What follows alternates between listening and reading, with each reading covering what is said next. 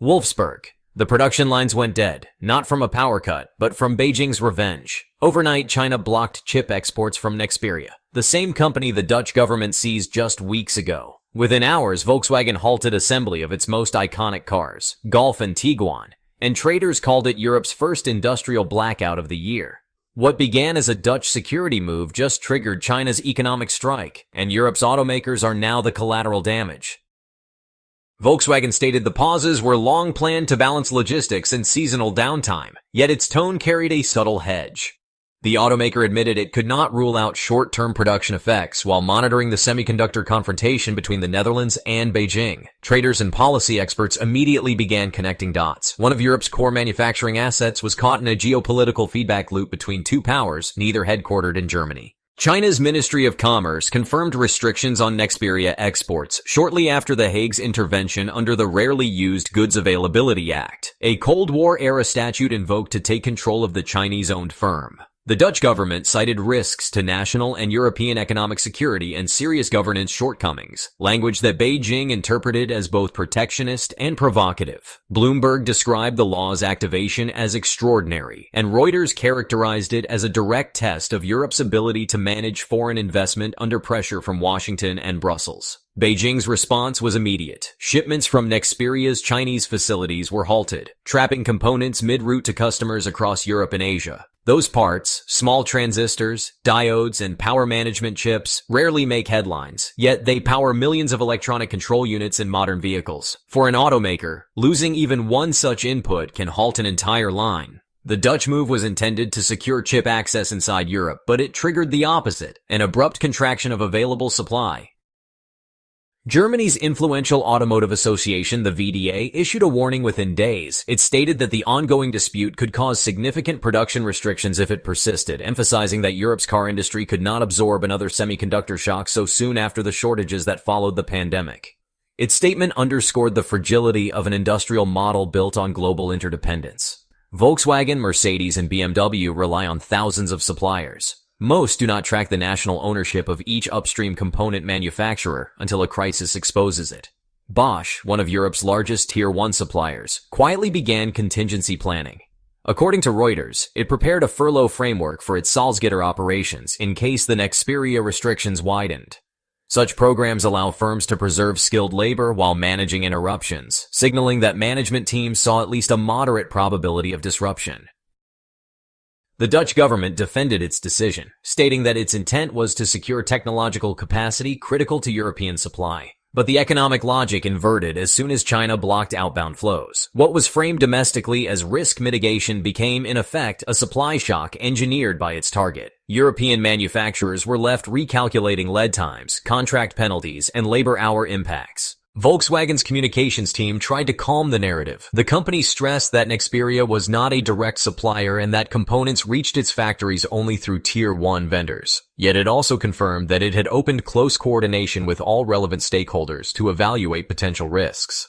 That language, reported by multiple outlets, was a hallmark of corporate caution, acknowledging a link without formally admitting dependency. Industry observers noted that these disclaimers rarely hold if the disruption deepens. When automakers cannot source from secondary suppliers, even indirect exposure becomes direct overnight. Investors read Volkswagen's phrasing as an acknowledgement that buffer stocks might be limited. European equities in the automotive sector fell modestly on the day of the announcement, but stabilized once the company confirmed production for the following week would continue as planned.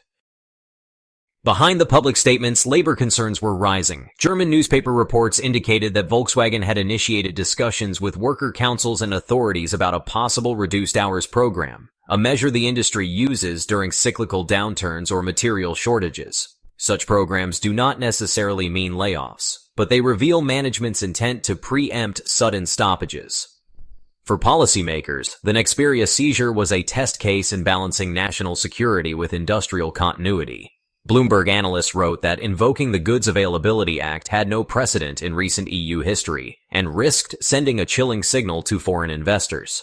In Brussels, officials quietly debated whether the Dutch move undermined the bloc's own ambition to attract semiconductor investment under the EU Chips Act. China's retaliation turned that question from theoretical to urgent. The clash exposed Europe's dependence on external manufacturing ecosystems. Although Nexperia's headquarters are in Nijmegen, most of its production is in China and Malaysia. When Beijing blocked exports, those sites effectively froze, leaving the Dutch state as nominal owner of an asset it could not operate. Financial Times coverage framed the dilemma as, well, a hostage scenario created by policy design. Europe had nationalized a company whose production resided abroad. At the corporate level, Nexperia's Chinese parent Wingtech saw its stock value drop sharply following the seizure. Markets priced in not only lost revenue, but also a signal that similar interventions could follow elsewhere. For European buyers, however, the immediate question was not ownership, but continuity. Without supply assurances, automakers cannot finalize assembly schedules or maintain delivery commitments to dealerships. Volkswagen's challenge extended beyond chips. The company faces a broader slowdown in European demand, tightening emissions regulation, and intense price competition from Chinese electric vehicle makers expanding into the continent. The Nexperia dispute compounded an already fragile recovery, forcing management to juggle geopolitical risk with economic headwinds. Other European automakers watched closely, but, avoided public comment.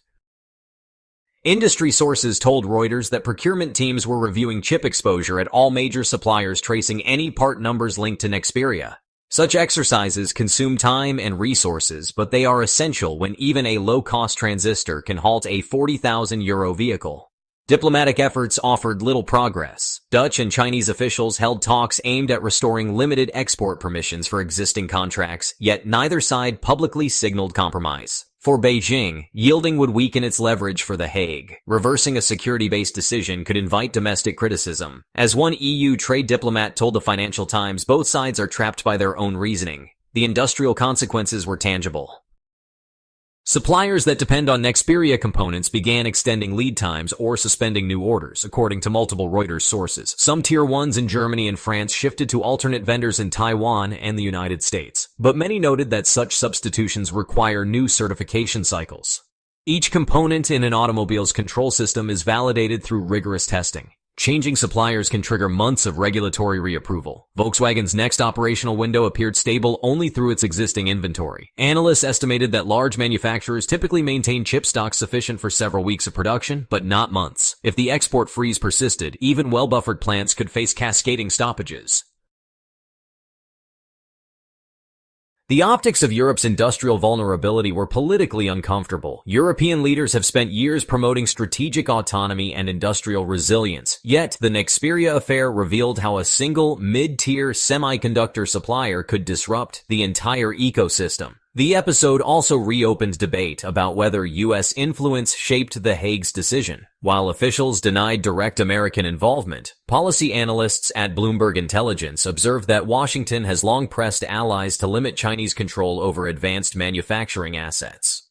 For Beijing, the situation served both as retaliation and demonstration.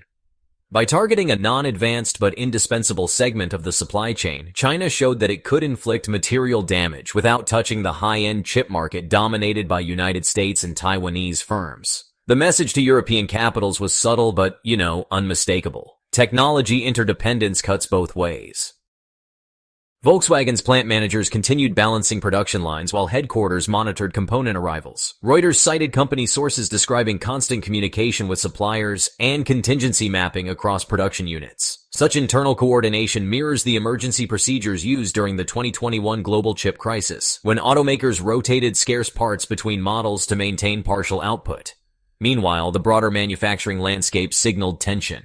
Bosch's preparedness plan for temporary furloughs underscored that Tier 1 suppliers are often the first to act when upstream signals turn uncertain. These firms hold contracts across multiple automakers and sense disruption sooner than vehicle assemblers. Their contingency steps are early warnings for policymakers tracking the health of Europe's industrial base. Financial markets reflected growing anxiety rather than panic. Equity analysts noted that each day without clarity on export licenses added risk premiums to automotive valuations. The situation remained dynamic. Production at Wolfsburg was expected to resume after the scheduled break, but the unresolved political standoff meant investors could not discount further shocks. Across Europe, governments quietly evaluated emergency procurement mechanisms for critical components. While officials avoided public commentary that might inflame the dispute, internal memos reviewed by Bloomberg indicated that several economies were exploring joint semiconductor reserves, a concept similar to strategic oil storage but for chips. The idea underscores how semiconductor politics have moved from boardrooms to cabinet tables. For the automotive workforce, uncertainty bred frustration. Unions urged management to ensure transparency, warning that workers had endured years of volatility through electrification shifts, supply shortages, and energy price spikes. Local coverage from German media captured that sentiment fatigue with being collateral in policy battles fought thousands of kilometers away. Inside China, state media portrayed the Nexperia takeover as proof of Western hostility toward Chinese enterprise. Commentators argued that European governments were weaponizing investment law under the guise of security. The domestic narrative framed China's export controls as a defensive necessity rather than retaliation, reinforcing public support for the government's stance. In Europe, the tone was different. Policy think tanks cautioned that by asserting ownership without operational control, the Netherlands had weakened the credibility of its investment climate. The Financial Times editorial board suggested that a coordinated EU response might have avoided escalation. Acting alone, The Hague appeared both bold and isolated. Volkswagen's immediate horizon remained logistical. Procurement teams tracked delivery windows hour by hour, while economists modeled potential GDP impact if the chip freeze lasted beyond the quarter.